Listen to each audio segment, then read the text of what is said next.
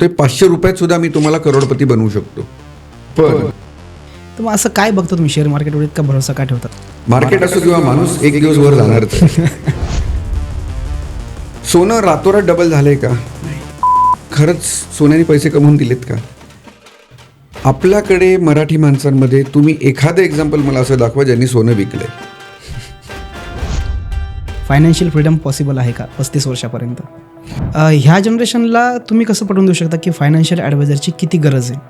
तुम्हाला काय वाटतं की कितपत सोशल मीडियावर फायनान्शियल ॲडवायझरचं सजेशन घेणं आवश्यक आहे? आणि FD बेस्ड आहे की स्टॉक्समध्ये इन्व्हेस्टमेंट? तुम्हाला काय वाटतं की जेनझीने क्रेडिट कार्ड वापरायला पाहिजे की नाही? फक्त म्युच्युअल फंडमध्येच इन्व्हेस्ट करणं म्हणजे इन्व्हेस्टमेंट करणं आहे का? काही इन्व्हेस्टमेंट ॲपमध्ये स्वतःचा AI पण इनबिल्ड केला आहे, काही डेटा पण देतात, ते भरपूर सारे इन्साईट्स देतात. एवढा सगळा डेटा असताना देखील निर्णय काय चुकत आहेत? लॉसेस का होत आहेत? तुम्ही 500 रुपये दिवसाला दिले तर 5 वर्षात 1,22,00,000 रुपये देईल. पण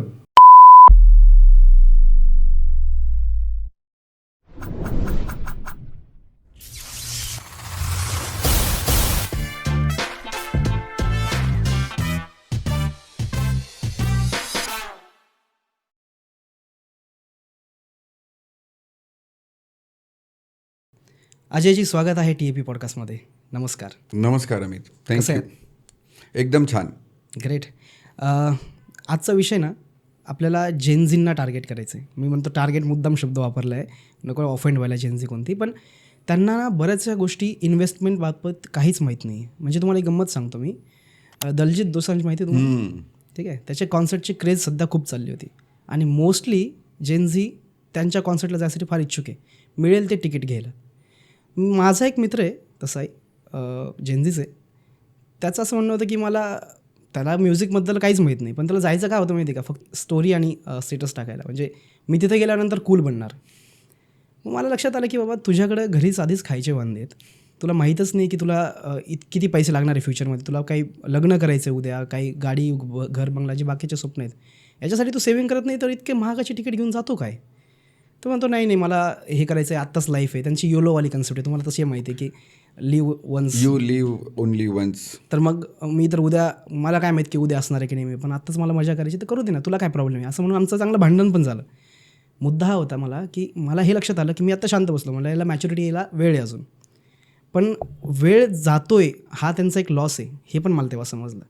म्हणून मी तुम्हाला आग्रहास्तव ह्या गोष्टीवर बोलायला बोलवलं आहे की जेनझीवर ना त्यांना फायनान्शियल एज्युकेशनची खूप गरज आहे. त्यांना माहीतच नाही की आपल्यासोबत पुढं किती मोठे प्रॉब्लेम फेस करावे लागणार आहे. त्यासाठी पैसा असणं खूप आवश्यक आहे.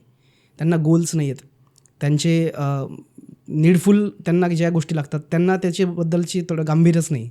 तर माझा एकच उद्देश या पॉडकास्टचा की त्यांना थोडंसं तुम्ही साक्षर करा. पैसा त्यांनी कुठे इन्व्हेस्ट करायला पाहिजे, कसा इन्व्हेस्ट करायला पाहिजे, आपण त्यांचे प्रश्न पण घेऊ. पण ह्या पॉडकास्टमध्ये अजयजी तुम्ही सांगा कितीची मेंटॅलिटी होती मला कॉन्सर्टला जायचं आहे आणि मी त्यासाठी माझ्यातला सगळी सेव्हिंग लावायला पण तयार आहे. ह्याच्यावर तुम्ही कसं बघता? म्हणजे त्यांचं काय चुकतं आहे का, हे चुकीचं आहे, त्यांना तुम्ही पटवून सांगा प्लीज की जेनझींचं काय चुकतं आहे. अमितजी, तुम्ही जसं म्हणालात की तुमच्या मित्राला ह्याच्यातलं खरंच काही कळत नाही संगीतामधलं, पण तरी पण त्याला जायची इच्छा आणि एकदम ती तीव्र इच्छा आहे, नाही जायचंच आहे. ह्याच्यामागे सगळ्यात मोठं कारण असू शकतं FOMO, okay, fear of missing out. माझ्या कॉलेजच्या ग्रुपमध्ये, माझ्या ऑफिसच्या कलिगमध्ये सगळीकडे चर्चा ह्या कॉन्सर्टची आहे. मी इंस्टाग्राम ओपन केलं, मला त्याचेच रील्स दिसत आहेत. सो अननोईंगली माझ्या डोक्यात हे झालं की ही कॉन्सर्ट म्हणजे आज मला जायलाच पाहिजे. मी हे मिस केलं तर आयुष्यातल्या सगळ्यात महत्त्वाचा इव्हेंट मी मिस करणार आहे. ही फोमो आहे, फिअर ऑफ मिसिंग आउट. जेव्हा मला संगीतातलं कळत नाही तरी पण मी त्याच्यात पैसे घालायला तयार आहे.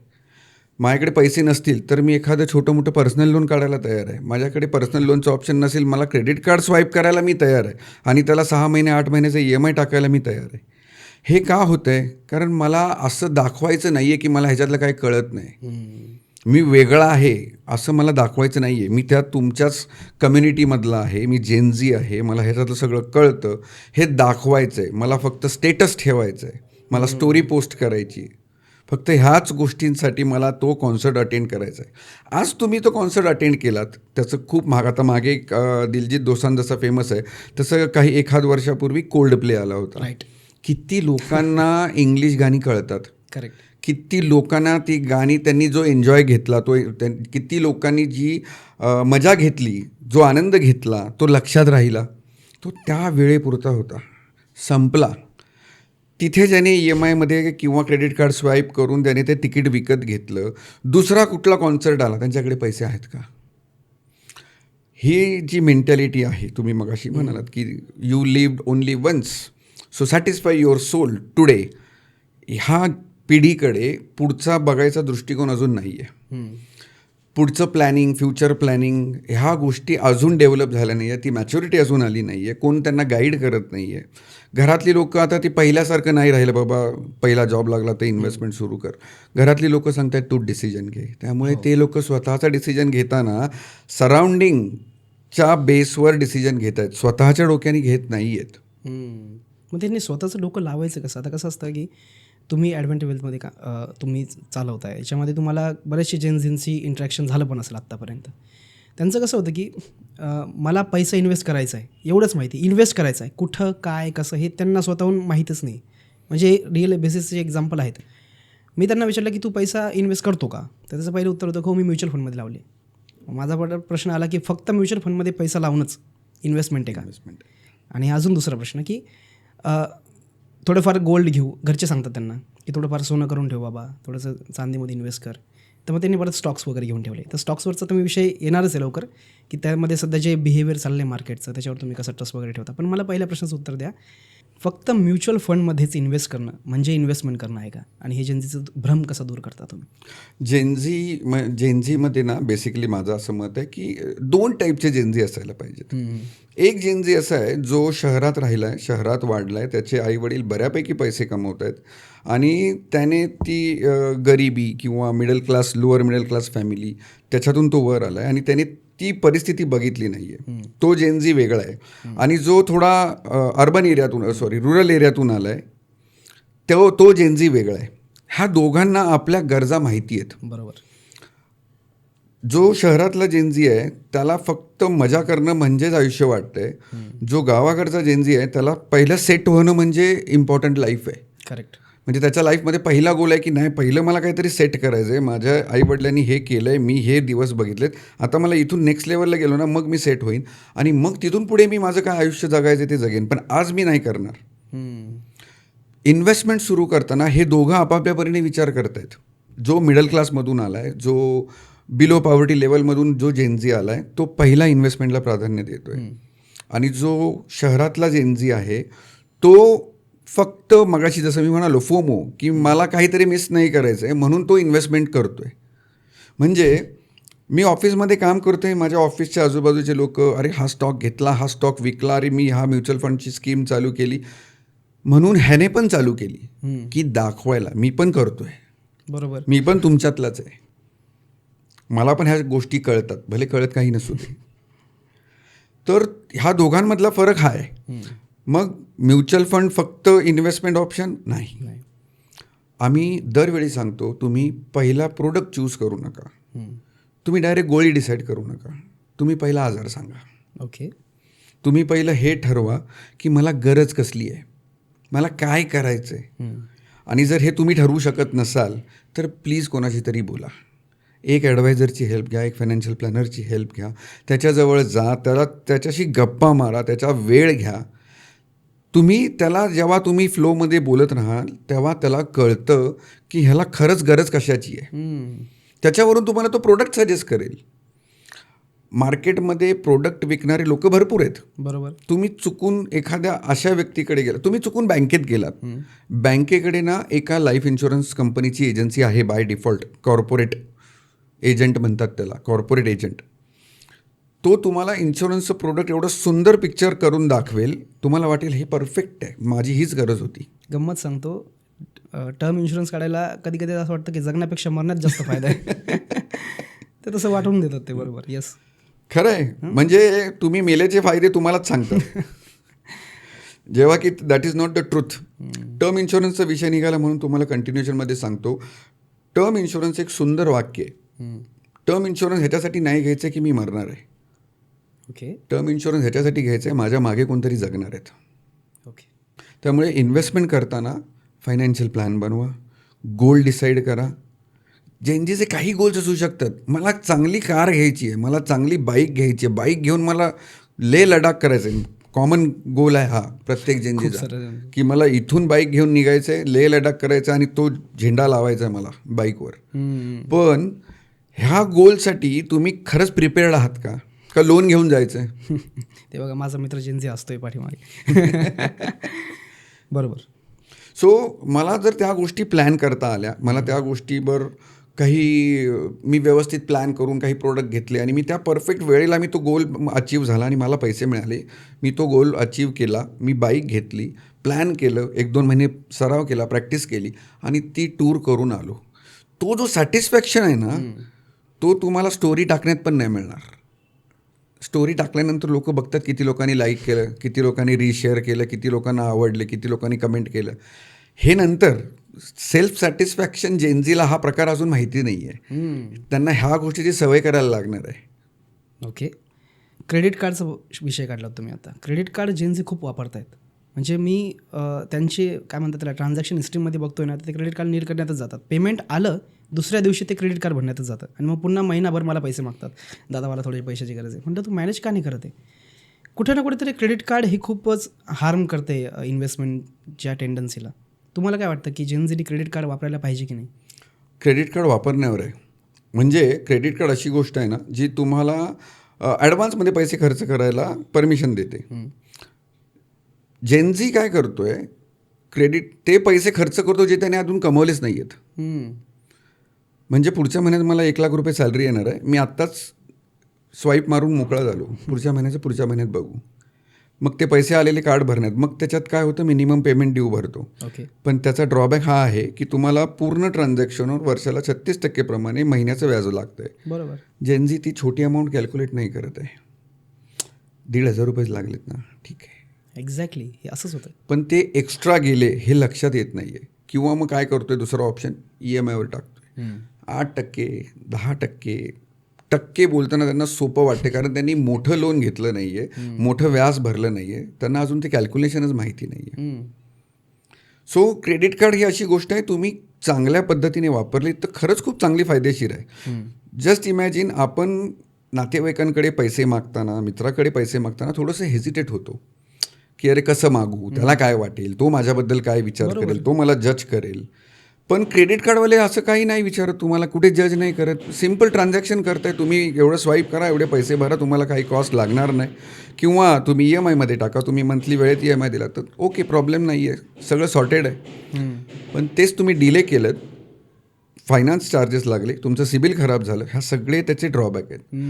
पण न मागता मला कोणतरी 1 लाख, 1.5 लाख, 2 लाख महिन्याला क्रेडिट देतोय, ही खूप मोठी गोष्ट आहे. तुम्ही चांगल्या पद्धतीने जर ते कार्ड वापरलं तर तुम्हाला ते कार्ड खरंच फायदेशीर आहे. त्याच्यात काही रिवॉर्ड पॉईंट्स मिळतात. रिवॉर्ड पॉईंट का? जस्ट तुम्हाला एक सॅटिस्फाय करायचं म्हणून. तुम्ही बाकीच्या सगळ्या गोष्टींमध्ये खर्च करता, तो कोण तुम्हाला रिटर्न काही देत नाही, रिवॉर्ड पॉईंट्स पण देत नाही, रिवॉर्ड देत नाही काही. पण इथे तुम्हाला रिवॉर्ड पॉईंट, तुम्ही 1 लाख खर्च केल्यावर तुम्हाला 200-300 रुपये जरी मिळाले, तुम्हाला वाटतं हां चला हे मला काहीतरी मिळालं. माझं सगळ्यात चांगलं एक्झाम्पल सांगतो मी. माझ्याकडे एक कार्ड आहे जे पेट्रोल पंपशी रिलेटेड आहे. मी त्यावर बोलणारच होतो. पेट्रोल पंपशी रिलेटेड कार्ड मला एका पेट्रोल पंपावर एकाने विकलं होतं, मी ते घेतलं, मला आवडलं म्हणून. मी 1 वर्ष फ्यूल स्वाईप करत होतो, फक्त तेच कार्ड. बरं. 1 वर्षानंतर मला 11,800चं फ्यूल फ्री मिळालं. बरं. सी नाव इमॅजिन, मला हे वाईट मी कसं बोलू ह्याला? करेक्ट. हा माझा ॲक्च्युअल एक्सपिरियन्स आहे, मी स्वतः एक्सपिरियन्स घेतला आहे की मी 1 वर्ष, मला फ्यूल एनिवेज लागणार होतं, मी क्रेडिट कार्ड नसतं तर मी डेबिट कार्डनी भरले असते, पैसे भरायचेच होते. पण मी वर्षभरात जे फ्यूल वापरलं, मला 3 वेळा मी टँक फुल केला आणि मला 1 रुपया नाही लागला. किती सॅटिस्फाईंग आहे. ऑब्व्हियसली. सो क्रेडिट कार्ड माझ्या हिशोबाने खरंच खूप चांगली गोष्ट आहे, चांगली वापरली तर. माझा एक सिम्पल स्टँडर्ड रूल आहे, मला ज्या वेळेस क्रेडिट कार्ड स्वाईप करायचं आहे, मी पहिला प्रश्न हा विचारतो, ह्याचं जेव्हा बिल येईल तेव्हा मी फुल पेमेंट करू शकतो का? ओके. जर मी फुल पेमेंट करणार असेल तरच मी क्रेडिट कार्ड स्वाईप करतो. ओके. त्याच्याने मला रिवॉर्ड पॉईंट्स मिळतात, माझं सिबिल खराब होत नाही आहे आणि मला माझं क्रेडिट इंटॅक्ट राहते. पुढच्या महिन्यात परत तेवढं क्रेडिट रेडी आहे, मला इमर्जन्सीला लागले, पैसे रेडी आहेत. जेनझींचं एक न्यूज आली होती आत्ता रिसेंटली, त्यांना फायर करतायत कंपन्यांमधून. त्याचं एक कारण त्यांनी खूप छान सांगितलं होतं की त्यांना जॉबबद्दल सिरियसनेस नाही. म्हणजे त्यांना नाही करायचं कोणाच्या हाताखाली काम, त्यांना स्वतःचं काहीतरी करायचं, पण काय करायचं हे पण माहीत नाही. मुद्दा इथे सुरू होतो की पैसा त्यांना कमवायचा तर आहे, भरपूर स्वप्न आहे, जसं तुम्ही सांगितलं लडाख वगैरे सगळं फिरायचं आहे, पैसा तर लागणार आहे. बरं, जिथून येणार आहे तिथं पण तुम्ही चांगला परफॉर्मन्स करत नाही. शिवाय त्यांचं एक स्वप्न पण असतं की मला 35 वर्षापर्यंत जॉब करायचा आहे. मी बघितलेले असे एक्झाम्पल हो हो. की त्यांना फायनान्शियल फ्रीडम पाहिजे. आता मी त्यांच्यासाठी ज्या व्यक्तींना जॉब नको आहे, ज्या व्यक्तींना लेह लडाखला जायचं आहे पण 35 वर्षापर्यंत रिटायरमेंट घ्यायची, तर त्यांनी फायनान्शियल प्लॅनिंग साध्य करून हे सगळं पॉसिबल आहे का? फायनान्शियल फ्रीडम पॉसिबल आहे का 35 वर्षापर्यंत? रॉबर्ट कियोसाकीचं एक बुक आहे, रिच डॅड पुअर डॅड. बरं. ह्याच्यातनं त्याने लॉटरी मेंटॅलिटी एक्सप्लेन केली आहे. लॉटरी मेंटॅलिटी म्हणजे काय? प्रत्येकाला वाटतं मला श्रीमंत व्हायचं आहे पण लगेच व्हायचं आहे, अर्जंटमध्ये, झटपट. माझ्याकडे पेशन्स नाहीत, मी 8-10 वर्ष काय पैसे हे करू शकत नाही. ती लॉटरी मेंटॅलिटीमुळे ना लोक अजूनही अशा प्रोडक्टमध्ये इन्व्हेस्ट करतात जिथे पटकन पैसे मिळतील, मल्टिप्लाय होतील पैसे. लॉस किती करतो हे मोजत नाही आहेत. त्यामुळे ज्या जेनझीला 35ला रिटायरमेंट करायचं आहे तो जॉब कितव्या वर्षात सुरू करणार आहे? 25, 26, 27. 7 वर्षात त्याला अशी लाईफस्टाईल जगायची जे त्याचे आईवडील जगत आहेत. पण त्याच्या वडिलांनी 30-35 वर्ष काम केलं आहे, 25-30 वर्ष काम केलं आहे. आणि आज ती जी लाईफस्टाईल जगतायत ह्याला खरंच शक्य आहे का? काहीतरी एक्स्ट्रॉर्डिनरी स्किल्स आहेत आणि त्याला सुरुवातीचा पगारच 50-60 लाख 1 करोडचा आहे, त्याच्यासाठी खरंच पॉसिबल आहे. करेक्ट. पण ह्याचा दुसरा अर्थ असा होतो, ज्याचा सुरुवातीचा पगार 40-50 लाख 60 लाख आहे, त्याचा स्टँडर्ड ऑफ लिव्हिंग तो 35व्या वर्षात अचीव करू शकेल का? नाही, खरंच पॉसिबल नाही आहे. तुम्ही 35 ते 40 करा, 5 वर्ष वाढवा, पॉसिबल होऊ शकतं. बरं. पण त्याच्यासाठी एक स्टँडर्ड रूल आहे. ओके. डिसिप्लिन वेमध्ये गोल बनवला आहेत ना, त्या गोलवर इंटॅक्ट राहा. कितीही अडचणी आल्या, कितीही प्रॉब्लेम्स आले तरी त्या गोलवरून हटू नका. तुमचं डिस्ट्रॅक्शन झालंच नाही पाहिजे. तुमच्या इन्व्हेस्टमेंट्स होत राहिल्या पाहिजेत. बरं. तर तुम्ही त्यात 35च्या ऐवजी 40ला करू शकता. 35ला कोण रिटायर होऊ शकतो, फायनान्शियल फ्रीडम घेऊ शकतो? ज्याला आईवडिलांकडून काहीतरी प्रॉपर्टी मिळेल आणि तो जर मेंटली खरंच सॉर्टेड असेल ना की एवढं मला मिळालं तर बस आहे, मी फायनान्शियल फ्रीडम अचीव करेन, त्यांच्यासाठी पॉसिबल आहे. मॉर्गन हाऊसेल यांचं ना सायकोलॉजी ऑफ मनी एक पुस्तक आहे. त्याच्यात त्यांनी ती लॉटरी मेंटॅलिटी डिस्क्राईब केली आहे. बरं. म्हणजे प्रत्येक माणूस लॉटरी घेऊन झटपट श्रीमंत व्हायच्या मागे आहे. का? कारण त्याच्याकडे पेशन्स नाही आहेत. त्यांना डिसिप्लिन वेमध्ये इन्व्हेस्टमेंट करायचं नाही आहेत. तुम्हाला 35च्या एजमध्ये अर्ली रिटायरमेंट हवं आहे किंवा अर्ली फायनान्शियल फ्रीडम हवं आहे, हे खरंच पॉसिबल आहे का? एखादा जेनझी चांगला एखादं डिग्री घेऊन कोणत्या एजला साधारण जॉब सुरू करतो? 25, 26, 27. 7-8 वर्षात खरंच तो एवढे पैसे जमू शकेल का? थोडंसं डिफिकल्ट आहे. इम्पॉसिबल नाही आहे, डिफिकल्ट आहे. पण तेच त्याने 5 वर्ष वाढवले ना तर पॉवर ऑफ कंपाऊंडिंग एक शब्द आहे जो जगातला 8वं आश्चर्य बोललं जातं. तो शब्द खरंच ती हेल्प करू शकतो तुम्हाला की तुम्ही 35 नाही तर 38ला किंवा 40ला फायनान्शियल फ्रीडम अचीव करू शकाल. आता फायनान्शियल फ्रीडम किंवा अर्ली रिटायरमेंट ह्या शब्दाचा अर्थ आपण कसा घेणार हा प्रत्येकाचा चॉईस वेगळा आहे. आमच्या दृष्टीने एक असा अर्थ होतो की मी फायनान्शियल फ्रीडम अचीव केलं म्हणजे काय केलं तर जे माझे महिन्याचे खर्च आहेत त्याच्यासाठी मला पैसा कमवायची गरज नाही आहे. करेक्ट. मी रिटायरमेंट घेऊन घरात रोज OTT बघत TV बघत बसणार नाही आहे, पायावर पाय टाकून बसणार नाही आहे. तर मी माझ्या आवडीच्या गोष्टी, माझ्या जे छंद आहेत, माझी जी स्वप्न होती की बाबा मला काही वेगळं करायचं आहे, जसं फॉर एक्झाम्पल तुमचं असू शकतं की मला पॉडकास्टिंग काहीतरी करायचं आहे. बरोबर. पैसा कमवणं हा मोटो नाही आहे माझं, ह्याच्यामुळे घर चालणार आहे हा मोटो नाही आहे. बरोबर. पण हे कधी येणार आहे ज्यावेळेस बॅक ऑफ द माइंड तुम्हाला माहिती आहे की मला पुढची 20, 25, 30, 40 वर्ष महिन्याचे इन्कम, महिन्याचा खर्च ते येत राहणार आहे. करेक्ट. त्याला फायनान्शियल फ्रीडम आपण म्हणणार. परफेक्ट. हा कधी येईल? तुमच्याकडे तो कॉर्पस रेडी असेल तर. एखाद्याचा पगार कॅम्पसमध्ये IIT मध्ये ही खूप न्यूज लाईन असते, हेडलाईन असते की IIT मध्ये एक पॅकेज सुरू झालं, एकाला 1 करोडचं पॅकेज मिळालं, कोणाला 80 लाखाचं, कोणाला 60 लाखाचं. त्यांच्यासाठी हे खरंच पॉसिबल आहे. But they are very ambitious. ते 35ला रिटायरमेंट नाही घेणार. ज्याला 70 लाख 80 लाखाचं पॅकेज मिळतं, ज्याला 1 करोडचं पॅकेज मिळतं, ती कंपनी ज्याला हायर करते ते लोक वेडे नाही आहेत. त्यांनी काहीतरी बघितलं ह्याच्यात स्पार्क. म्हणून त्याला ते पैसे देत आहेत. तो 35, 38, 40ला फायनान्शियल फ्रीडम घेऊन बसणारा नाही आहे. सो 35, 38, 40ला फायनान्शियल फ्रीडम कोणाला हवा आहे? ज्याला आज काम करायचं नाही आहे किंवा ज्याला आज काम करायचं आहे पण पटकन संपवायचं आहे. इथे तुमचं करिअर घडेल का? सो हा प्रश्न तुमचा अगदी लॉजिकल आहे की 35मध्ये होईल का? माझं उत्तर आहे मुश्किल आहे, ना इम्पॉसिबल नाही आहे, पण खूप जास्त एफर्ट्स घ्यायला लागतील, खूप जास्त इन्व्हेस्टमेंट्स करायला लागतील. किंवा काहीतरी दुसरं असं काम सुरू करायला लागेल की जे करताना तुम्हाला आनंद पण येईल, तुम्हाला असं काम केल्यासारखं फिलिंग नाही येणार आणि त्याला पैसे पण मिळतील. म्हणजे सोर्स ऑफ इन्कम वाढवायचे 100%. ओके, मग आपण त्याच पॉईंटवर येऊ सोर्स ऑफ इन्कमवर. काय असतं ना, ही जनरेशन ना, त्यांना सगळं करायचं आहे, त्याच्यावर आपण त्यांच्या फ्रीडमवर गदा नाही आणू शकत.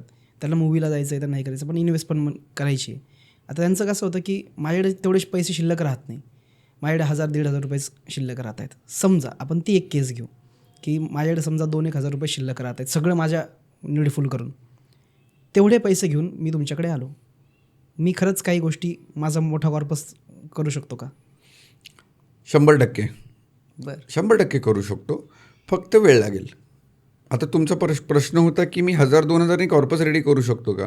मी तुम्हाला उत्तर देतो आहे की 1,000-2,000 मी 1 करोड पण करेन, पण त्याला 25-30 वर्ष लागतील. चालणार आहे का? तुमच्याकडे चॉईस नाही आहे, चालायला पाहिजे. तुमचा प्रश्न होता 1,000-2,000 मी कॉर्पस बनवू शकतो का? मी सांगतोय 500 रुपयात सुद्धा मी तुम्हाला करोडपती बनवू शकतो. बरं, पण आता तुमचा प्रश्न थोडा मॉडिफाय करतो मी. 500 रुपये जर तुम्ही मला 30, 35, 40 वर्ष दिलेत तर मी 1 करोड देईन. पण तुम्ही 500 रुपये दिवसाला दिलेत तर 5 वर्षात 1 करोड 22 लाख रुपये देईन. ओके. आता हे तुम्हाला ठरवायचं आहे, तुम्हाला हे 1 करोड 5 वर्षात हवेत की 35-40 वर्षात हवेत. ओके. माझ्याकडे एक क्लायंट आले होते, मुलगा होता, जवळपास 1.5-2 वर्ष जॉब करत होता, 1,10,000चा पगार होता. महिन्याला बोलतो मला 2-3 हजार रुपयेच उरतात, मी कसं इन्व्हेस्टमेंट करू किंवा मला करायचं आहे. पण मग मी त्याचा जेव्हा खर्च मांडला, त्याला म्हटलं आपण बसून पेपरवर लिहूया तुझे सगळे एक्सपेन्सेस, तू तयार आहेस का? तो हो बोला, मी ती माइंड प्रिपेअर करूनच आलो आहे की हे काय प्रॉब्लेम आहे तो मला शोधायचा आहे. त्याचे जवळपास 60-70 हजार रुपये नुसते EMIमध्ये जात आहेत आणि ज्या अशा गोष्टींसाठी त्याने लोन घेतले ज्याची त्याला खरंच गरज नाही आहे. ओके. त्याने कार घेतली, पण तो ऑफिसला सिटी बसने जातो, सिटी फ्लोने जातो किंवा ट्रेनने जातो बिकॉज ट्रॅफिक खूप आहे. कार पडू नये, कधीतरी संडेला काढली तर, सॅटर्डेला काढली तर, किंवा महिन्यातून 1 दिवस तो सुट्टी घेऊन गेला तर. आता हे त्याचं स्वप्न होतं, स्वप्न पूर्ण करायलाच पाहिजे. जेनझी आहे तो, त्याला किती अडवणार? स्वप्न पूर्ण डेफिनेटली करायला पाहिजेत. पण आज ती कार घेतली, ती डेप्रिशिएटिंग ॲसेट आहे. करेक्ट. कॉर्पस जमा करायचा की कार वापरायची, आता हा त्याने डिसाईड करायला पाहिजे. इथे ना ती मॅच्युरिटी यायला पाहिजे. पण इथे ही मॅच्युरिटी त्यांना नसते, हे आपण 100% नसते. मग तुम्ही ॲज अ फायनान्शियल प्लॅनिंग करताना, ॲज अ ॲडवायझिंग करताना हे गोष्ट तुम्ही लक्ष देता त्यांच्याकडे? आम्ही हायलाईट करून सांगतो. बरं. Now you have to choose something important. Okay. तू प्रायोरिटी कशाला देशील? मला सगळं करायचं आहे, मला इंटरनॅशनल ट्रिप पण करायची आहे, मला बाईकवर लेह लडाखला पण जायचं आहे, मला 5 करोडचा पोर्टफोलिओ पण करायचा आहे, आणि मला लग्न झाल्यानंतर 3 BHK पण घ्यायचं आहे, आणि मला दरवर्षी इंटरनॅशनल ट्रिप पण करायचं आहे. सगळे गोल्स मी पेपरवर मांडले. त्याच्या पगारात, त्याच्या इन्कममध्ये हे पॉसिबल आहे? नाही आहे. मग आम्ही पहिला प्रश्न विचारतो, नाव चूज युअर प्रायोरिटी. ह्याच्यातली कोणती गोष्ट आहे जी झालीच पाहिजे? ह्याच्यातली कोणती गोष्ट आहे जी नाही झाली तरी चालेल? ह्याच्यातली कोणती गोष्ट आहे जी झाली तरी ओके, नाही झाली तरी ओके? मग अशा प्रायोरिटी डिसाईड झाल्यावर त्याला स्वतःला कळतं की मला आता कशावर फोकस करायला पाहिजे. समजा एखाद्याने ठरवलं मला 40लाच फायनान्शियल फ्रीडम हवं आहे, आणि मी त्याला सांगितलं की इंटरनॅशनल ट्रिप मग आत्ता नाही करायची, मग 40 नंतर कर. आता काहीतरी प्रेफरन्स त्याला चूज करावं लागेल ना. बरोबर. सगळं एकत्र नाही होणार. बरोबर. जेनझीना क्युरियस आहे, हा एक चांगला पॉईंट आहे त्यांचा. पण ती क्युरियोसिटी ना त्यांना फुलफिल होत नाही. फॉर एक्झाम्पल, ते जेव्हा घरी विषय काढतात की बाबा मला स्टॉक्समध्ये पैसे टाकतो आहे मी, तिथं चांगला रिटर्न मिळतो आहे, तुम्ही पण इन्व्हेस्ट करा, तेव्हा त्या दोघांच्या जनरेशन गॅपमध्ये क्लॅश काय होतो की आमच्या वेळेस आम्ही FD करायचो, FD सेफ आहे, कुठं शेअर मार्केटमध्ये पैसे इन्व्हेस्ट करतो, कशाला हे करतो, खूप वोलॅटाईल आहे, लॉसमध्येच गेलो आहे. तर हे दोघांचं कन्फ्युजन तुम्ही दूर करा, म्हणून मी तुम्हाला एक सिम्पल प्रश्न विचारतो की काय बेस्ट आहे, FD बेस्ट आहे की स्टॉक्समध्ये इन्व्हेस्टमेंट? दोन्ही बेस्ट आहे. कसं? वडिलांची गरज काय आहे? वडिलांचा पहिला प्रेफरन्स आहे, मला व्हॉलॅटिलिटी नको आहे, मला रिस्क नको आहे, मला टेन्शन नको आहे, मला रात्रीची झोप प्रिय आहे. त्याच्या विरुद्ध जेनझी आहे, मला एक्साइटमेंट पाहिजे, मला ग्लॅमर पाहिजे, मला थ्रिल पाहिजे, मला हे बोरिंग नको आहे. FD आणि ह्याच्यात म्हणजे काय एक्साइटिंग काय दिसत नाही ना. करेक्ट. मार्केट दिसतं वर खाली, हा पडलं, हा वाढलं, माझा स्टॉक एवढा वाढला, माझा म्युच्युअल फंड एवढे ग्रोथ दिले, ही एक्साइटमेंट आहे. ह्या दोघांच्या गरजा वेगळ्या आहेत. बरं. प्रोडक्ट कुठलाच वाईट नाही आहे, प्रोडक्ट कुठलाच खूप चांगला नाही आहे, दोन्ही प्रोडक्ट चांगले आहेत. तुम्हाला तुमची गरज माहिती पाहिजे. ओके. ह्या दोघांचा एज गॅपमुळे, जनरेशन गॅपमुळे दोघांची थॉट प्रोसेस वेगळी आहे. करेक्ट.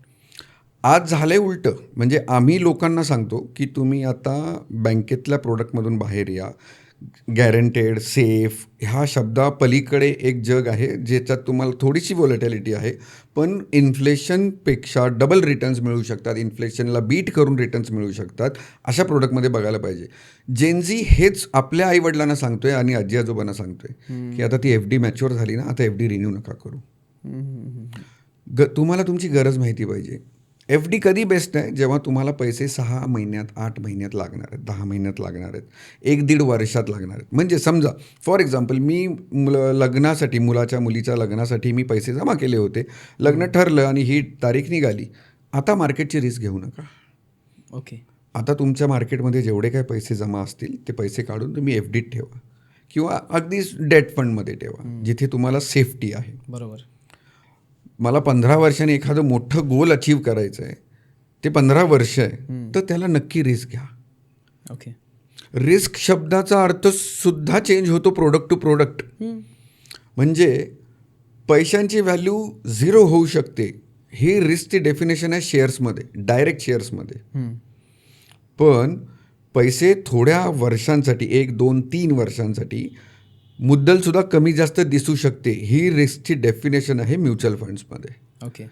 म्युच्युअल फंडमध्ये आणि शेअर्समध्ये सगळ्यात मोठा फरक आहे, 0 होण्याचे चान्सेस खूप कमी किंवा निग्लिजिबल आहेत म्युच्युअल फंडमध्ये.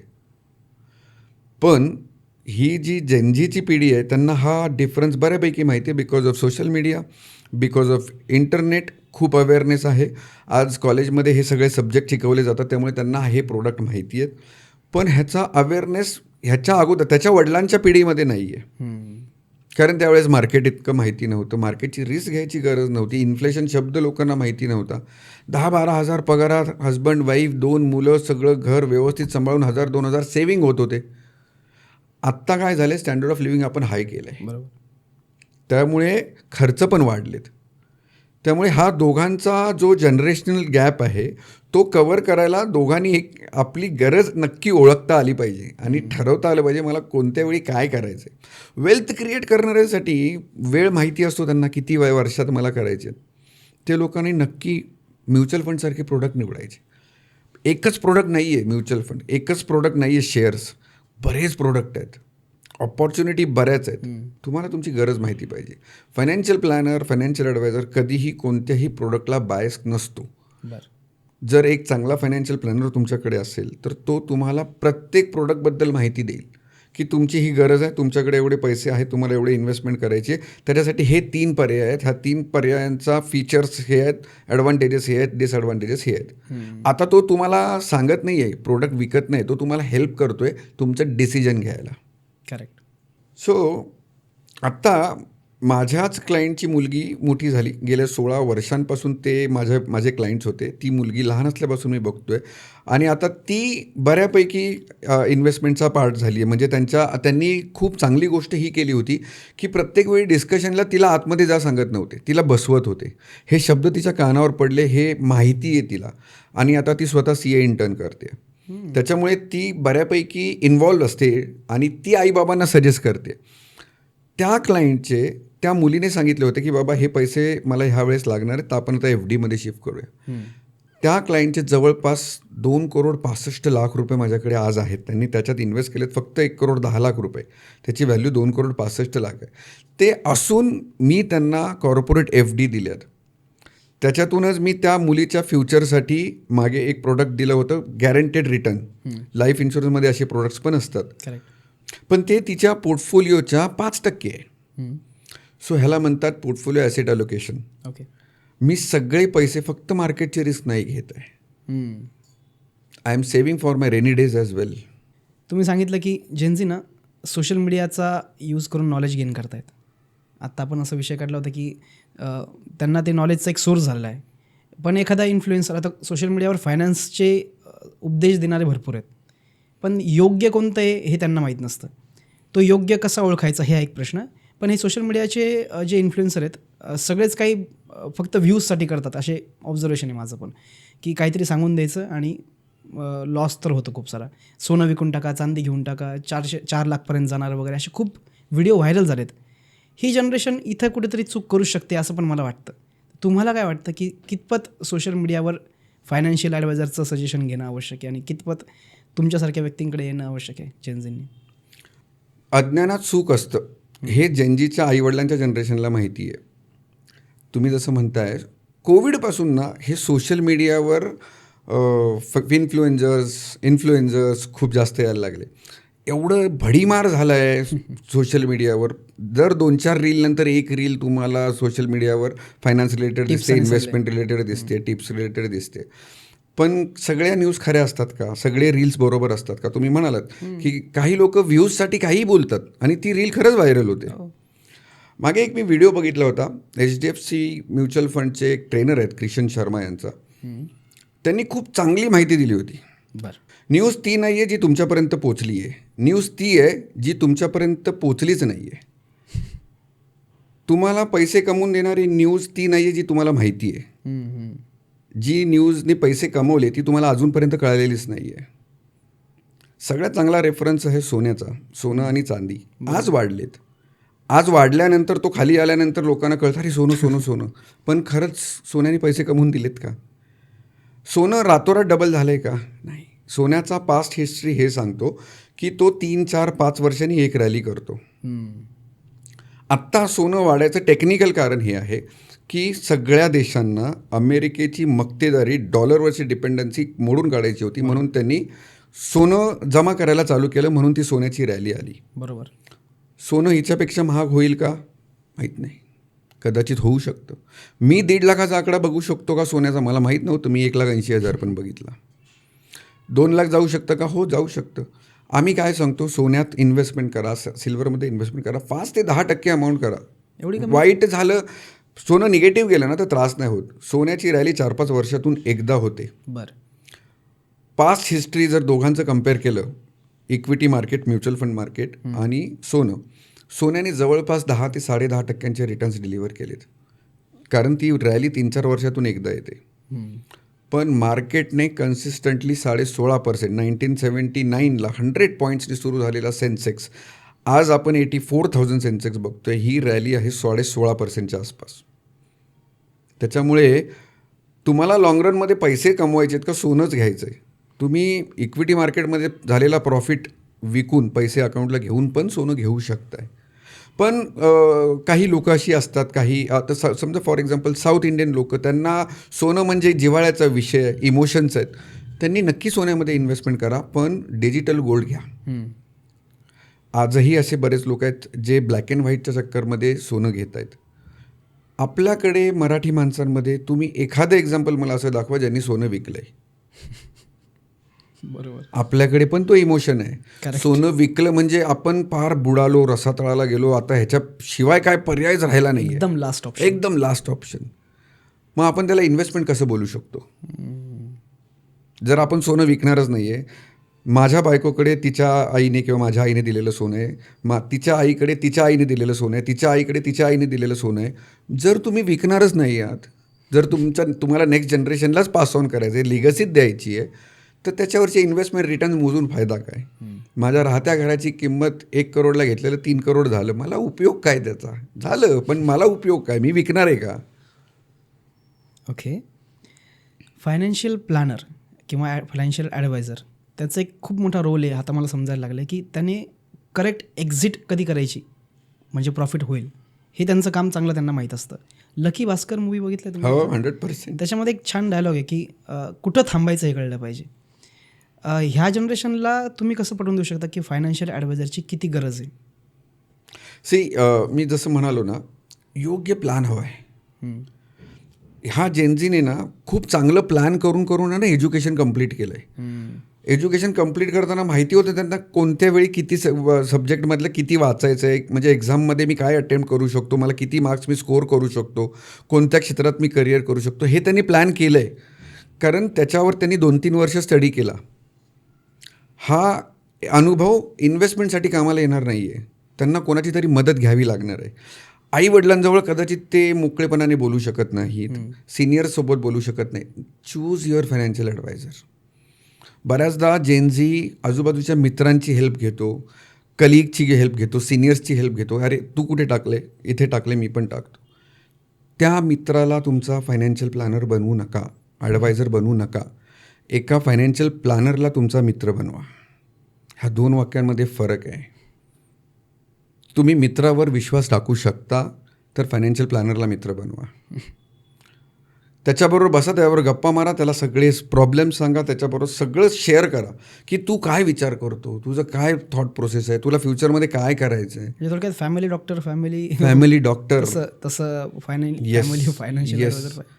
आज मी काय करतोय, आज मी जवळपास 1400+ फॅमिलीज अटेंड करतोय. ओके. जवळपास 1400+ फॅमिलीजचा फायनान्शियल डॉक्टर, फायनान्शियल रिस्पॉन्सिबिलिटी मी घेतली आहे. म्हणजे ह्याच्यातले 60-70% लोक आहेत ना, घरात काहीही इमर्जन्सी आली, काहीही फायनान्शियल रिक्वायरमेंट आली तर पहिला एक फोन करून कन्सल्ट करतील की अजय असं असं आहे, काय करू.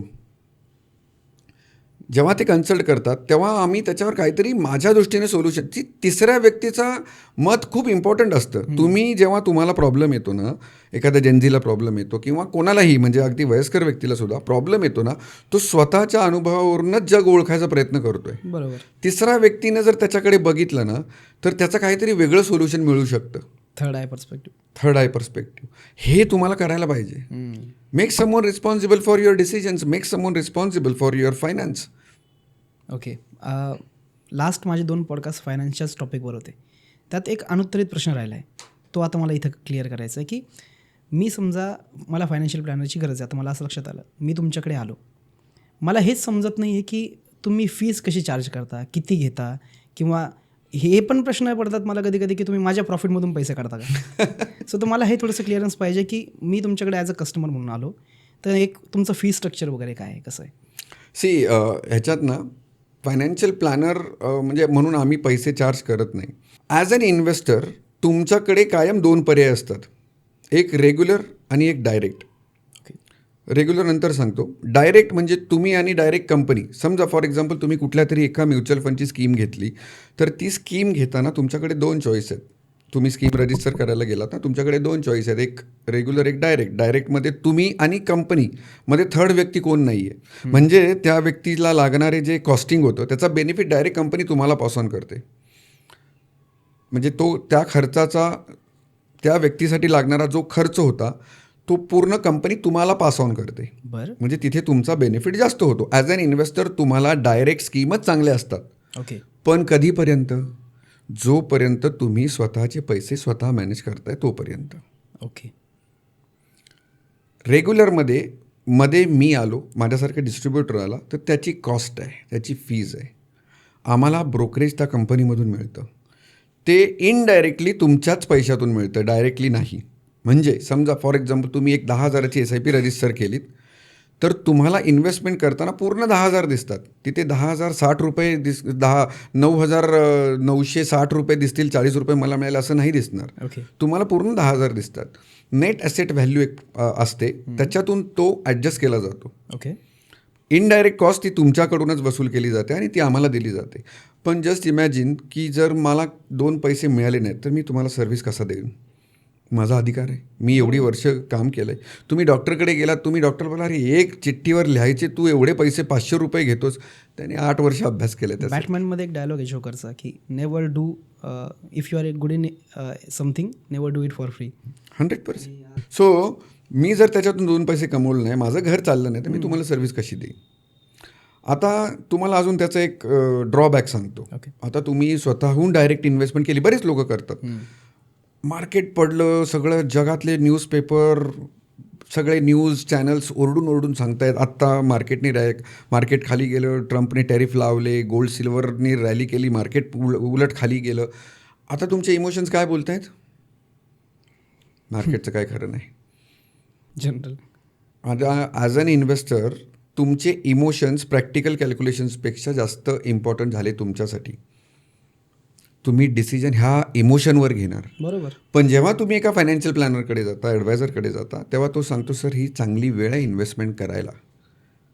मॉलमध्ये डिस्काउंट लागल्यावर तुम्ही शॉपिंग करता का घरातल्या वस्तू विकता? बरोबर आहे. डिस्काउंटमध्ये परचेसच करायचं. सोन्याचा भाव पडला आता तर तुम्ही घरातलं सोनं विकाल का विकत घ्याल? विकत घेणार. पण मार्केटमध्ये नेमकं आपण उलट का करतोय? इतकं सोपं आहे. कारण आपल्याला ते माहिती नाही आहे की मार्केट खरंच वर जाणार आहे. मागे रचना रानडेंचं एक वाक्य खूप छान होतं, मार्केट असो किंवा माणूस एक दिवस वर जाणारच आहे. खूप सुंदर वाक्य आहे. पुन्हा एक प्रश्न सहज आला डोक्यात. तुमचा एवढा मार्केटवर विश्वास काय? म्हणजे तुम्हाला आता तुम्ही बोलले की मार्केट वर जाणारच आहे, याच्या पाठीमागे काही ना काहीतरी डेटा असेल ना. तर मग असं काय बघता तुम्ही शेअर मार्केटवर इतका भरोसा काय ठेवतात? कारण जेव्हा मार्केट पडतं तेव्हा तर मी तर मात्र पैसे काढून घेतो. असं काय बघता तुम्ही शेअर मार्केटमध्ये? तुम्हाला 2-4 प्रश्न विचारतो, त्याच्यातच तुम्हाला उत्तर मिळेल. बरं. मार्केट म्हणजे नेमकं काय? शेअर मार्केट म्हणजे नेमकं काय? शेअर मार्केट म्हणजे मी अशा कंपन्यांचे प्रोडक्ट विकत घेतो आहे जे मला लागत आहेत. समजा फॉर एक्झाम्पल तुम्ही सकाळी उठल्यावर सगळ्यात पहिली गोष्ट काय करता? ब्रश. टूथब्रश करतो. म्हणजे तुम्ही तिथे सकाळी उठल्यापासून पहिली गोष्ट काहीतरी प्रोडक्ट विकत घेतलं, पेस्ट घेतली, टूथब्रश घेतला, चहा प्यायले, कॉफी प्यायले, दूध विकत घेतलं, साखर विकत घेतली. दिवसभरात आपण अशा किती वस्तू विकत घेतो आहे? हेच मार्केट आहे. तुम्ही जर एका कंपनीची टूथपेस्ट विकत घेतली तर तुम्ही त्या कंपनीचा शेअर प्राईस हलवला, वाढवला, त्याचा प्रॉफिट वाढवला. त्याने काय फ्रीमध्ये दिलं नाही तुम्हाला, बरोबर? बरोबर. काही वर्षांपूर्वी आपण 110 करोड लोक होतो, भारतातली लोक. आज आपण जवळपास 140 करोड आहेत. मार्केट कमी व्हायला पाहिजे का वाढायला वाढायलाच पाहिजे? पाहिजे. का? ऑडियन्स आहे. कारण युजर्स वाढले, टूथपेस्ट विकत घेणारी लोकं वाढली, त्या कंपनीचा प्रॉफिट वाढला, मार्केट वाढलं. मी तुम्हाला काय सांगतोय, पैसे मार्केटमध्येच टाकायचे. आता तुमचे पैसे कमी होतील का वाढेल? वाढणार. मार्केट खाली कधी जाईल? मार्केट खाली जातं, काही टेम्पररी रिझन्समुळे खाली जातं. कोविड वगैरे किंवा कोविडसारखी सिच्युएशन 10 वर्षातून एकदा येते. इन्व्हेस्टरसाठी ती सगळ्यात मोठी अपॉर्च्युनिटी असते. वॉर आणि कोविड असं दोन्ही. वॉर, कोविड, 2008चं लेमन ब्रदर्स, ह्या गोष्टी अपॉर्च्युनिटी होत्या तुम्हाला इन्व्हेस्टमेंट करायला. ज्यांना प्लॅन 5-7 वर्षांचा करायचा आहे, 10-20 वर्षांचा करायचा आहे, त्यांच्यासाठी ह्या गोष्टी अपॉर्च्युनिटी होत्या. तिथे ॲडवायझर कामाला. तिथे ॲडवायझर म्हणजे मागे माझ्या एका पुण्याच्याच क्लायंटने टेस्टिमोनियलमध्ये मला लिहून दिलं होतं की जेव्हा मी घाबरत होते तेव्हा अजयने मला कोविडमध्ये सांगितलं होतं की सगळे पैसे एकत्र टाक. ओके. ती तरी पण नको म्हणत होती, पण अजयने फोर्सफुली सांगितलं आणि मी अजयबरोबर 5-7 वर्ष असल्यामुळे मी अजयचं ऐकलं आणि ते पैसे टाकले आणि आज मला दिसते काय झालं त्या पैसे. 3 पट झालेत पैसे 5 वर्षात. हा फरक पडतो ॲडवायझरचा. तर अगदी थोडक्यात सांगू ना, मार्केट ती प्रेमळ आत्या आहे जी छोट्या छोट्या गोष्टींवर रागवेल, ओरडेल, मारेल, पण तुम्हाला जीव पण लावेल आणि जाताना खूप काही देऊन जाईल. मला फायनान्शियल प्लॅनर आयडिया नाही आहे, तर मला परत इन्व्हेस्ट करायची. तेव्हा मी काय करतो, ChatGPT किंवा काही इन्व्हेस्टमेंट ॲपमध्ये स्वतःचा AI पण इनबिल्ट केला आहे. काही डेटा पण देतात, ते भरपूर सारे इन्साईट्स देतात. त्याच्यामध्ये डेटा असं कधी कधी वाटतं की आता म्हणजे ते फिडिंग दिली जाते की आता बाय आणि सेल, इथंपर्यंत कन्क्लुजन. बरोबर. एवढं सगळं असताना खूप सारे डिसिजन चुकत आहेत, मग लॉसेस पण होतो आहे. तर मग मला तुम्ही हे सांगा की एवढा सगळा डेटा असताना देखील निर्णय काय चुकत आहेत, लॉसेस का होत आहेत? ह्याचं उत्तर मी देईन एका शब्दात ना, तर बिहेवियरल बायस. ओके. कसं?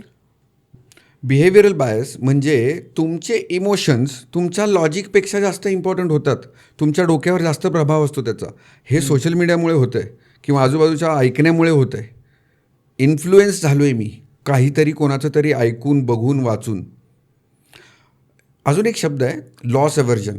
बरं. म्हणजे रस्त्यात चालताना मला 100 रुपयाची नोट मिळाली, तुम्हाला आनंद होईल. आता त्याच रस्त्यात जाताना 100 रुपये मिळायच्या आधी तुमच्या 100 रुपयाची नोट हरवली. हे जो दुःख आहे ते तुमच्या आनंदापेक्षा 2.5 पट मोठं आहे. आपल्या ब्रेनमध्ये मृत्यूचा सिग्नल जिथे जातो तिथेच पैसा जाण्याचा पण सिग्नल जातो. त्यामुळे लोकांना पहिली भीती ही असते की माझा पैसा बुडाला नाही पाहिजे. आज सेबी दरवर्षी डेटा रिलीज करते. 95% लोक फ्युचर अँड ऑप्शन्स, F&O म्हणतात, त्याच्यात शॉर्टकटमध्ये पैसा कमवता येतो, खूप मोठा पैसा झाल्यासारखं दिसतं, पण सेबीने सांगितले 95% लोक लॉस करत आहेत. तरी पण दर 3-4 पैकी एक जण माणूस ते करायला जातोय. करतोच आहे. हो. लॉजिक सांगते, डेटा सांगतोय की पैसे आपले बुडणार आहेत, पण मन सांगते इथे पैसे खूप येणार आहेत. ती लॉटरी मेंटॅलिटी म्हणालेलो ना, Correct. ते इथे पण थोडी कामाला येते. म्हणजे F&O मध्ये ती इथे पण थोडी रिलेट करता येते आपल्याला. F&Oमध्ये तुम्ही म्हणताय तसं की खूप पैसे कमवू शकता. किती टक्के लोकांनी कमवलेत? त्याचे क्लासेस घेऊनच जास्त कमवले लोकांनी. त्याचं एक रिअल एक्झाम्पल आत्ताच आपल्या डोळ्यासमोर आहे. क्लासेस घेऊन किती लोकांनी पैसे कमवले आणि सेबीने किती दंड लावला त्यांना. येस, खूप मोठं. मला एक खूप चांगलं वाक्य माहिती होतं. लॉटरी विकणारा माणूस कायम श्रीमंत होतो, लॉटरी विकत घेणारा नाही. क्या बात आहे. क्लासेस घेणारा माणूस श्रीमंत झाला आहे. मला असं वाटतं मी फायनान्शियल ॲडवायझरला का मी एक मोटिवेशन स्पीकरला जास्त बोलत आहे आणि प्लस स्पिरिच्युअल पण आहे. नाईस. ओके. तर ह्या सगळ्या इमोशनल फॅक्टरमुळे ना माणूस भाग पाडतो स्वतःला हे असे चुकीचे निर्णय घ्यायला. लोकांना ती डिसिप्लिन वेमध्ये जायचं नाही आहे. लोकांना घाई आहे, अर्जंटमध्ये श्रीमंत व्हायचं आहे तत्काल. आणि म्हणूनच तुम्हाला एका फायनान्शियल कोचची गरज आहे. तो तुमच्या इच्छेविरुद्ध, तुमच्या मनाविरुद्ध तुम्हाला डिसिप्लिन लावायचा प्रयत्न करतो.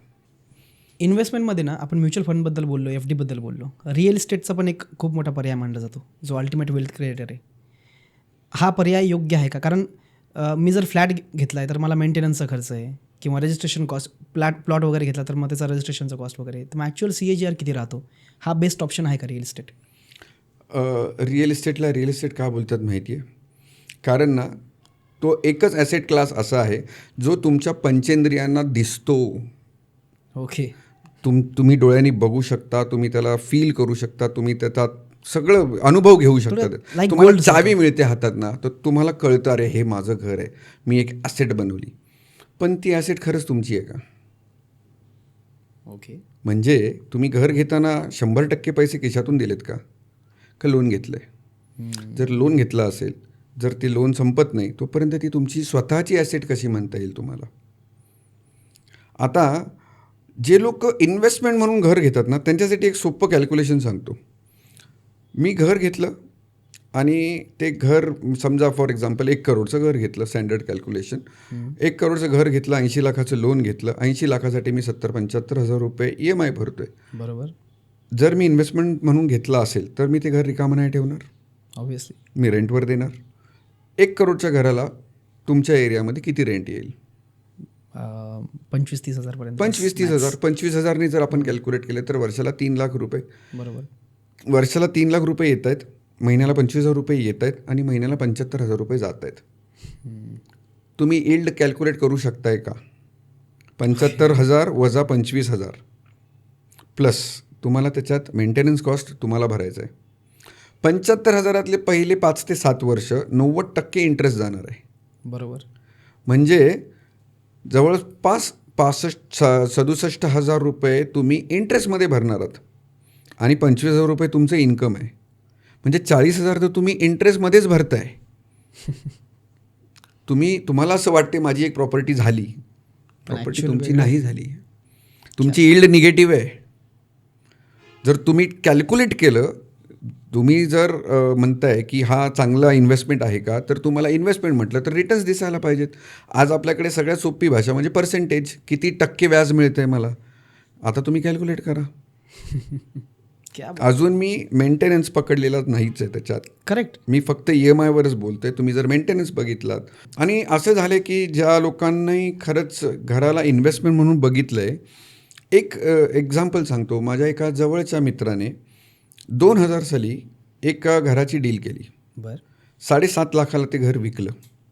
फक्त विकत घेणारे सांगितलं की मला 1 वर्ष थोडं पैसे अरेंज करायला लागणार आहेत, तो आपण रेंट ॲग्रीमेंट करू आणि 1 वर्षाने मी ते पैसे तुम्हाला देतो.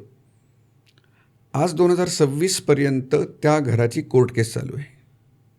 ते घर त्या मित्राचं म्हणजे ओरिजिनल मालकाचं पण नाही आहे, त्या रेंटवाल्याचं पण नाही आहे. ती प्रॉपर्टी कोर्टाकडे आहे. त्याला रेंट पण मिळत नाही आहे, ती प्रॉपर्टी कोर्टाकडे आहे. हा भाग कधी कॅल्क्युलेट केला आहे का इन्व्हेस्टरने? शापूरजी पालनजी ठाण्यातला खूप मोठा बिल्डर आहे. 2026ला त्यांचं पजेशन एक्सपेक्टेड होतं. त्या बिल्डिंगचा 5वा माळा चालू आहे. प्रोजेक्ट लटकलं, उशीर झाला, डिले झाला. इन्व्हेस्टरचे पैसे अडकलेत, माझ्या 2 क्लायंटचे पैसे त्याच्यात अडकलेत. घर मिळालं, सॅटिस्फॅक्शन मिळालं. सगळ्यात मोठा फायनान्शियल डिझास्टर होता. करेक्ट. माझं स्वतःचं घर आहे चाकणला. मी 11.5 लाखात घेतलं होतं 2011 साली. बरं.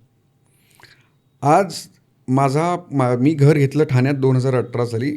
त्यावेळेस माझ्यासमोर टार्गेट होतं की मला प्रॉफिट नको, माझा EMI बंद करायचा आहे. आज 2026ला सुद्धा त्याला गिराईक नाही आहे. 2025ला एक गिराईक आलं ज्याला इंटरेस्ट होता, त्याने मला 13.5 लाखाची ऑफर केली. किती? 13.5 लाख. मी 13-14 वर्ष 8,587 रुपये EMI भरतो आहे आणि मला ऑफर कितीची आली आहे? 12.5 लाख. मी मायनसमध्ये आहे. मी तयार झालो, पण त्या माणसाने सुद्धा इंटरेस्ट नाही घेतला. किती लोकांना वाटतं घर खूप भयानक पैसे कमवून देतो. अजयजी, तुम्ही हे एक्झाम्पल सांगून ना जाणे कित्येक जणांच्या चुका होणाऱ्या टाळल्यात तुम्ही आत्ता या प्रश्नाचं उत्तर देऊ.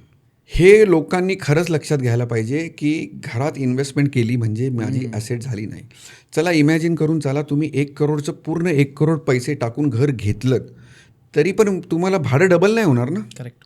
भाडं तेवढंच येणार, त्याच्यातून मेंटेनन्स जाणार, प्रॉपर्टी कॉस्ट, प्रॉपर्टीचं टॅक्सेशन जाणार. आणि किती चान्स आहेत की त्या 1 करोडची व्हॅल्यू 2 करोड होईल. बरं चला झाली, 10 वर्षांनी 1 करोडची व्हॅल्यू 2 करोड झाली. आता आज तुम्ही घर घ्यायला गेलात, तुम्ही 2 करोड टाकून 10 वर्ष जुनी प्रॉपर्टी घ्याल का नवीन ऑप्शन बघाल? एक्झॅक्टली. इन्व्हेस्टमेंट म्हणून ज्यांना घराचा विचार करायचा त्यांनी ह्या प्रश्नाचं उत्तर स्वतःला नक्की विचारा की 10 वर्षांनी मी ही प्रॉपर्टीची व्हॅल्यू डबल झाली आणि मी विकायला गेलो, काय म्हणून लोक 10 वर्ष जुनं घर घेतील, 15 वर्ष, 20 वर्ष? लोकांच्या डोक्यात काय असतं की लोकेशन छान आहे, रिनोव्हेशनमध्ये जाईल, मग हेच कुठेतरी पण लॉस तर खूप मोठा आहे ॲक्च्युली तो बघायला गेलं तर. रिडेव्हलपमेंटला जाईल आणि त्याची भाव माझा 2 BHKचा 3 BHK होईल, हे खरं आहे. फक्त एक डेटा काढून बघा, जे तुमचं लोकेशन आहे त्याच्या आजूबाजूला किती कन्स्ट्रक्शन चालू आहेत, किती प्रॉपर्टीज रेडी आहेत. सोपे आहे, म्हणजे हे शोधायला पण जाऊ नका. नुसतं न्यूजपेपर उघडा आणि त्याच्यात बिल्डरचे ॲडव्हर्टाईज वाचा. तुम्ही घर घ्या, रजिस्ट्रेशन फ्री. तुम्ही घर घ्या, पार्किंग फ्री. तुम्हाला सेमी करून देतो, AC करून देतो, किचन ट्रॉलीज करून देतो. हे फ्री का देत आहेत? जर प्रॉपर्टीज एवढ्या पटापट विकल्या गेल्या असता तर बिल्डरने एवढ्या ऑफर दिल्या असते का? घर घेणाऱ्याला जेव्हा बिल्डरकडे जातो ना, तेव्हा त्यांना असं दाखवलं जातं, सर शेवटचे 4च फ्लॅट रेडी आहेत, शेवटचे 3च फ्लॅट आहेत, नंतर आपल्याकडे इन्व्हेंटरीज नाही. हा कॉमन शब्द आहे त्यांचा, इन्व्हेंटरीज नाही आहे. तुम्ही ते घर घ्या आणि 1 महिन्याने विकायला जा. बिल्डर सांगेल माझ्याकडे एवढे प्रॉपर्टी आहेत, मी तुमचे का विकू?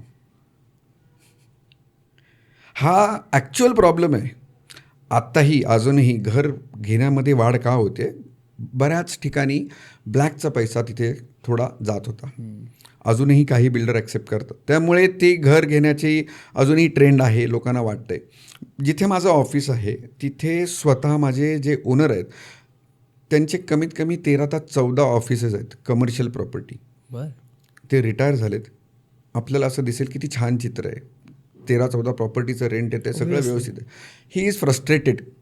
का? मेंटेन होत नाही आहे मला.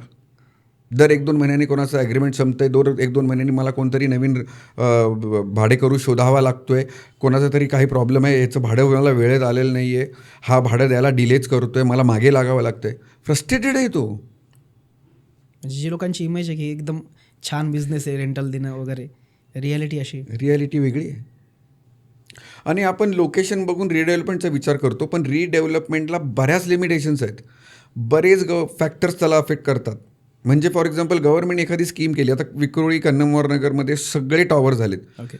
एक बिल्डिंग अशी आहे ना जी अगदी पडीक झाली आहे, होत आली आहे, पण अजून ती रिडेव्हलपमेंटला जात नाही कारण गव्हर्नमेंटच्या काही पॉलिसी चेंज झाल्या, काही 2-4 लोकांचा त्याला विरोध आहे. बरेच फॅक्टर्स असतात. बरोबर. तुम्हाला दिसताना असं दिसते, अरे ही तर बिल्डिंग जुनी झाली आहे, हे कॉम्प्लेक्स जुनं झालं आहे, आता ही जाईलच.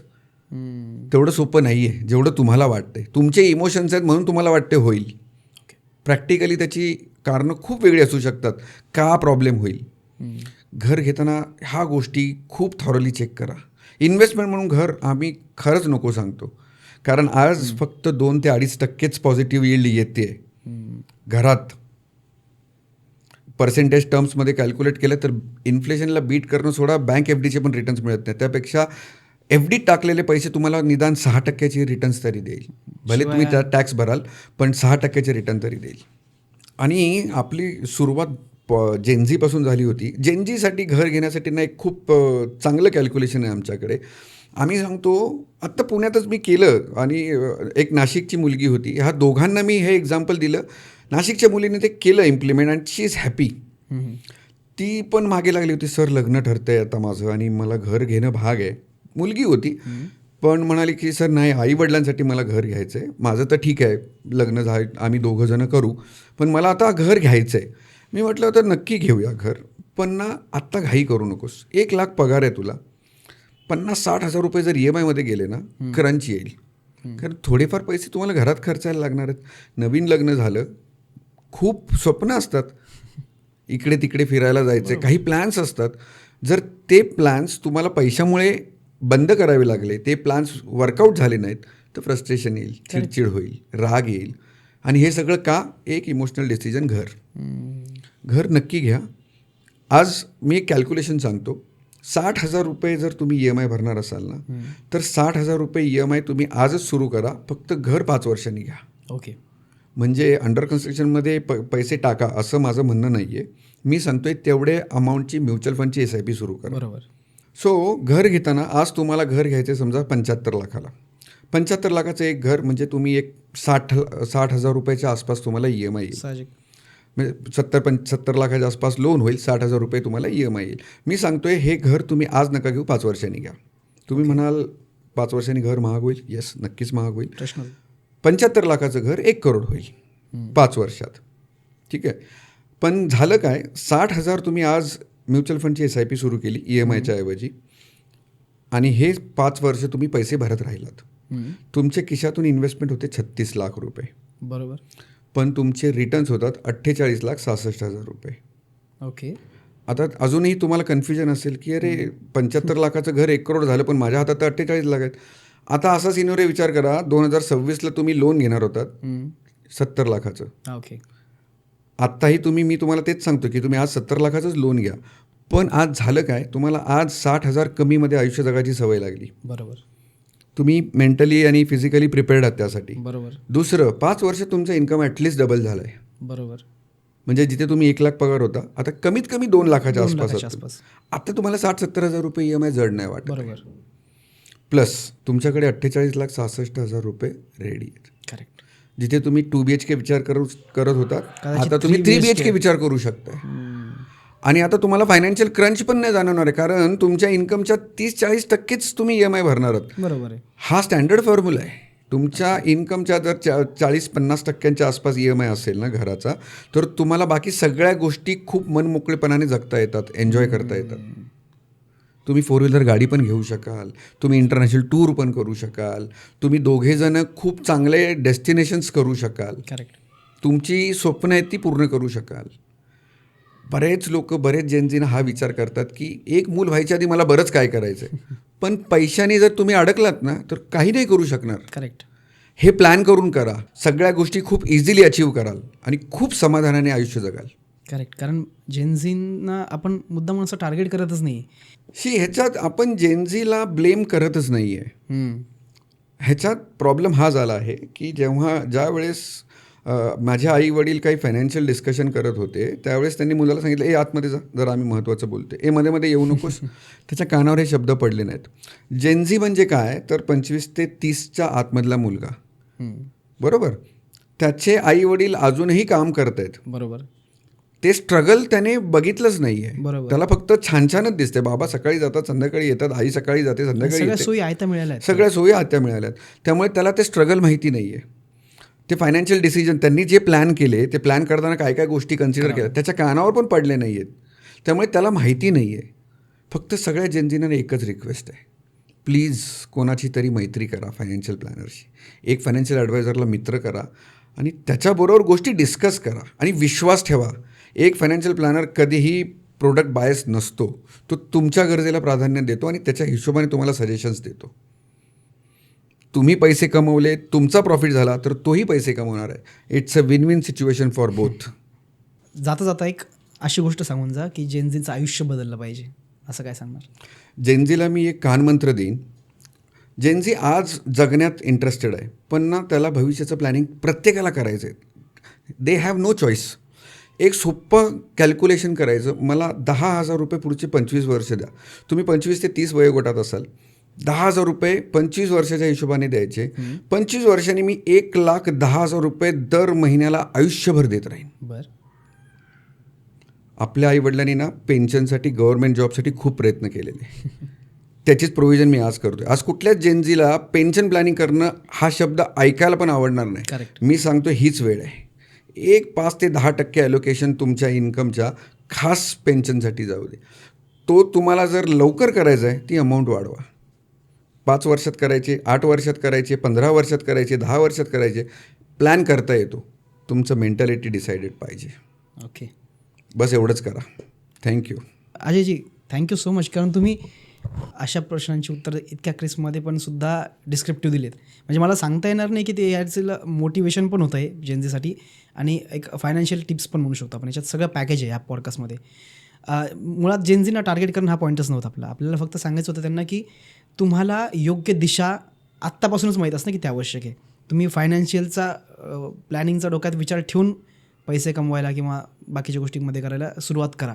थोडक्यात हाच पॉईंट होता. थँक्यू सो मच अजयजी, तुम्ही आमच्यासाठी हा वेळ दिला आणि एवढं मोठं प्रिसाईज नॉलेज शेअर केलं. Thank you so much. पुन्हा एकदा नवीन एखादा विषय ऐकायला आवडेल तुमच्या थ्रू. नक्कीच अमितजी, थँक्यू सो मच. तुम्ही आम्हाला ही संधी दिलीत, तुम्ही आम्हाला हा वेळ दिला, तुमच्या व्ह्युअर्सपर्यंत पोचायची संधी दिलीत. फायनान्शियल अवेअरनेस स्प्रेड करणं हा आमचा सगळ्यात मोठा हेतू आहे. करेक्ट. कारण आता हे नॉलेज योग्य लोकांपर्यंत पोचलत नाही तर ते नॉलेज घेऊन आम्हाला उपयोग नाही आहे. जेनझी का, तर आपल्याकडे आजही 65% पॉप्युलेशन यंग आहे. त्यांना राईट डायरेक्शनमध्ये जाणं आपल्या सगळ्यांसाठी आणि देशाच्या हितासाठी खूप इम्पॉर्टंट आहे. अर्थात देशासाठीच. आम्ही एक खारीचा वाटा उचलतोय क्या त्याच्यात. बात. ही संधी तुम्ही दिल्याबद्दल मनापासून धन्यवाद. क्या बात आहे. नक्कीच जेनझींना यांचा फायदा होईल आणि ज्यांना सरांशी कनेक्ट करायचं आपण डिस्क्रिप्शनमध्ये तुमचे सगळे डिटेल्स देऊच. तुम्ही त्यांना प्लीज आमच्या ऑडियन्सला तरी स्पेशली ट्रीट करा. तुमचे काही क्वेश्चन्स, काही डाऊट्स असतील तर please don't hesitate to reach us. Sure.